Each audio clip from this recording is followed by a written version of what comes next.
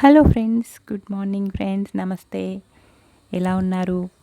పెళ్ళిళ్ళలో తిరుగుతూ పనులు చేస్తూ అలసిపోయారా? పిల్లల్ని చూసుకుంటూ చాలా బిజీగా ఉన్నారు కదా. ఇక్కడ ఈ ఎండాకాలంలో మనకు ముఖ్యంగా రెండే రెండు ఈ సీజన్లో దొరికే అద్భుతాలు ఉన్నాయి. ఏంటవి? ఆహా, మీరు ఇంకేదో అనుకోకండి, నేను చెప్పేది రెండే. మూడు కూడా అనుకోవచ్చు. ఓకే, మూడు అనుకుందాం. ఒకటోది మల్లెపూలు. ఇవి ఈ సీజన్లో చాలా బాగా వస్తాయి కదా. మిగతా సీజన్లో వచ్చేవన్నీ కూడా అవి వేరుగా ఉంటాయి. ఇప్పుడు వచ్చేవి సహజమైన సువాసనతో చాలా బాగుంటాయి. మామిడి పళ్ళు. మామిడి పళ్ళు అయితే ఒకప్పుడు చాలా సురక్షితమైనవి. ఇప్పుడు మరి చూడండి, ఆలోచించుకొని మంచివి తెచ్చుకొని తినాలి.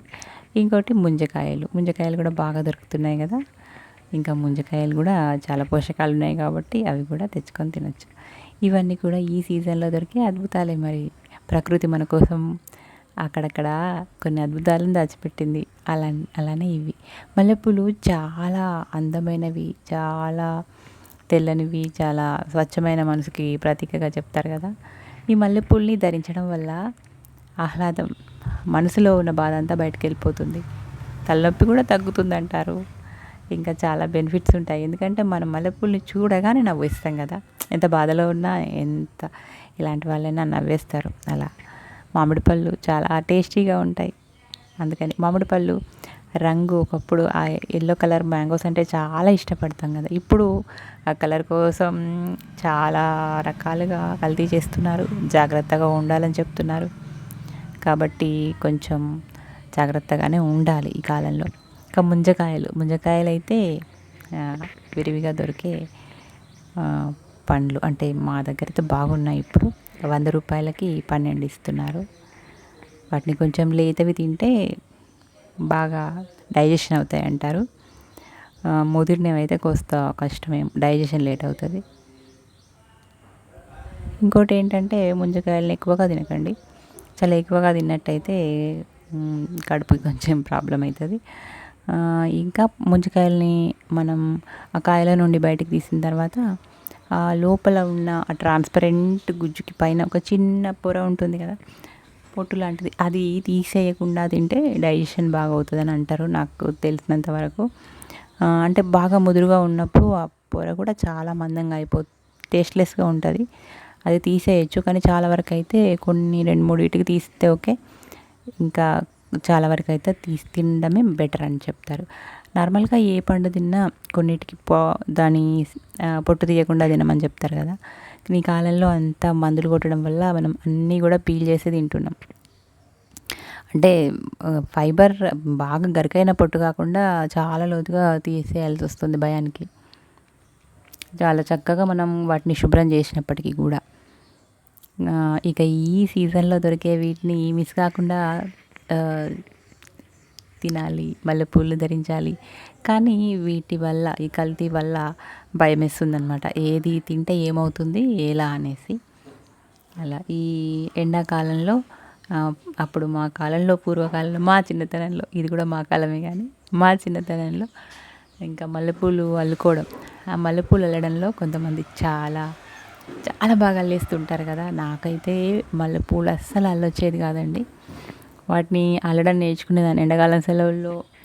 మా చుట్టాలు కానీ, ఫ్రెండ్స్ కానీ, అక్కయ్యలు ఇంకా చాలా నాకంటే చిన్నవాళ్ళు కూడా భలే అల్లుతుండేవాళ్ళు. నేనైతే ఇంకా నేర్పండి నేర్పండి అంటూ వాళ్ళ వెంట పడేదాన్ని. నేనేమో అల్లడం ఏమో ముడి వేస్తూ అల్లేదాన్ని, వాళ్ళేమో ఇలా మల్క అంటారు కదా, వేలుతో మలికేస్తూ ఫాస్ట్గా అల్లేస్తుండేవాళ్ళు. నన్ను చూసేమో ఇంత లేట్ అవుతుంది, ఇలా ఎందుకు అల్లుతున్నావు అని ప్రతి ఒక్కరూ నాకు నేర్పించడానికి ట్రై చేసేవాళ్ళు. కానీ నాకు అది సరిగ్గా వచ్చేది కాదు. నేను మళ్ళీ నా పాత పద్ధతిలోనే అల్లేదాన్ని. అంటే ఫస్ట్ నాకు మా అమ్మ ఇలాగే అల్లుతుండే, నాకు అలాగే నేర్పించింది. కాబట్టి నాకు అదే అలవాటు అయిపోయింది అనమాట. ఇప్పటికే అంతే నేను. కానీ ఎవరైనా మల్లెపూలు, కనకాంబరాలు అల్లుతుంటే నేను అలాగే చూస్తూ ఉంటాను. నాకు చాలా హ్యాపీ అనిపిస్తుంటుంది ఫాస్ట్గా అల్లేస్తూ ఉంటే. ఇలాంటి కొన్ని కళలు ఎంత బాగుంటాయి అసలు. వాటిని మిస్ అవుతున్నాం. ఆ పూలని పక్కన వాళ్ళు ఎవరైనా పెట్టిస్తూ ఉంటే మనం అల్లడము, ఇప్పుడు మనం పెట్టిస్తుంటే వాళ్ళు అల్లడము, ఇద్దరు ఫ్రెండ్స్ మధ్యలో ఒక సంభాషణ, ఒక ప్రేమ, ఒక ఆప్యాయత, కనెక్షన్ అది ఉంటుందన్నమాట. ఆ క్షణాల్ని మర్చిపోలేము. ఇప్పటికీ నేను ఎవరితో కలిసి మల్లెపూలు అల్లుకున్నాను, మా ఫ్రెండ్స్ కానీ, చుట్టాలు కానీ వాళ్ళని ఎప్పుడూ అప్పుడప్పుడు గుర్తొస్తుంటారనమాట. ఈ సీజన్‌లో అయితే ప్రత్యేకించి ఎప్పుడు మల్లెపూలు చూసినా ఇంకా నా ఈ అల్లికలు, వాళ్ళ అల్లికలు గుర్తుకొస్తాయి. ఏదైనా సరే మనం మంచి మనసుతో చేసింది, మంచి మనసుతో ఇచ్చింది, మంచి మనసుతో తీసుకున్నది మనసులో ఎప్పుడూ జ్ఞాపకం ఉంటుంది. అందుకే ఎప్పుడూ మనసుని చాలా మంచి విషయాలతో నింపుకోవాలి. ఎవరిపైనైనా మనకు కోపం ఉంటే, ద్వేషం ఉంటే వదిలిపెట్టేసేయాలి. ద్వేషం వరకు రానేకూడదు. కోపం వరకు వస్తే ఆ కోపాన్ని మనం వెంటనే చక్కగా దాన్ని తీసేసేయాలన్నమాట బయటకి. అంటే అరవమని కాదు, ఆ కోపం వచ్చే ఆలోచన విధానాన్ని తీసేసేయాలి. మనకు వాళ్ళు ఏదైనా చేసిన పనికి చిరాకొచ్చిందనుకోండి, ఓకే. చెప్తాం, మెల్లగా చెప్తాం. మార్చుకుంటారులే అని కొంచెం తగ్గి, ఆ తర్వాత మనం దాన్ని ఎలా మార్చుకునేలాగా చేయాలన్నమాట. ఇది ఈ వేసవికాలం విషయాలు నాకు గుర్తొచ్చాయి. Thank you.